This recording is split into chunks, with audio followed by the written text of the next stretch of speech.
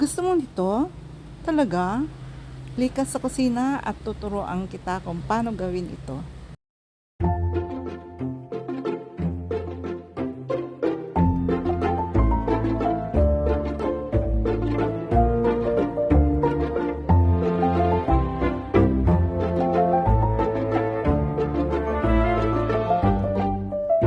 Sa pagkatapos balatan ng santol, hihiwain na natin ito sa tamtamang size.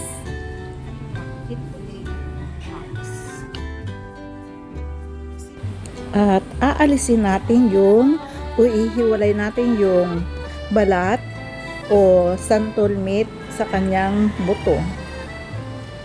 Ang buto pala ay pwede nating pakuluan para makuha natin yung kanyang tamis at yung asim. Nakakadagdag pa rin ito sa lulutuin nating minatamis na santol or chutney.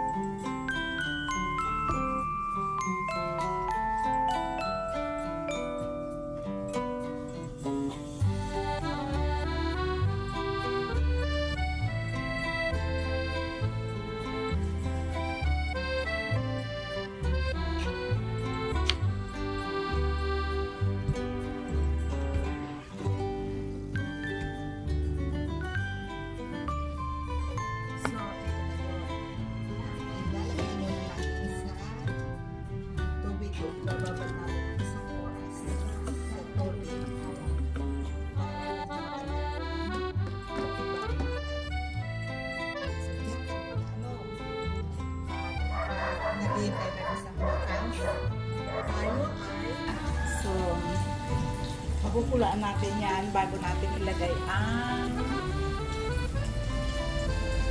santol. Okay na siya. At lalagyan na rin natin siya ng garlic at saka ginger. So, lalagay na natin yung santol.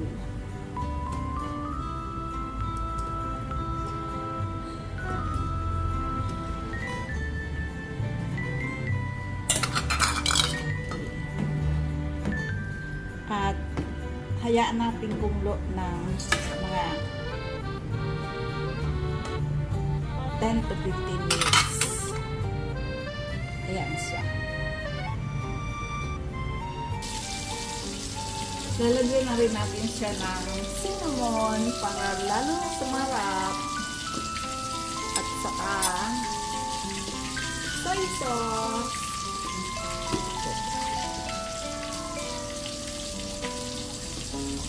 Ayan. By the way guys, ang pag-add ng soy sauce, asin at saka cinnamon ay depende sa taste buds nyo. Tapos haluin natin siya.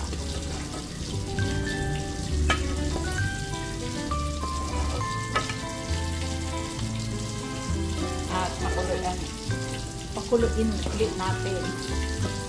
Pagkatapos ng pagkulo niya, ihinto muna natin ang pagluto. At hayaan natin siyang mababad na mga 6 na oras. Para sa ganun, ang dinagdag natin mga sasap ay ma-absorb ng santol na siya magpapasarap ng ating niluto. So, ito na ang aking santol na Lalagyan ko ng iba't ibang halo. May soy sauce, may cinnamon, konting asin, may bawang, saka meron siyang ginger and garlic. Parang parang pasibo. Hindi. Ganito talaga ang paggawa ng prawns. I mean, chutney. Sarap na. Tutuyuin ko na lang siya. So, ito na guys, ang ating chutney. Sarap to at masustansya pa dahil sa mga nilagay kong halo o ingredients.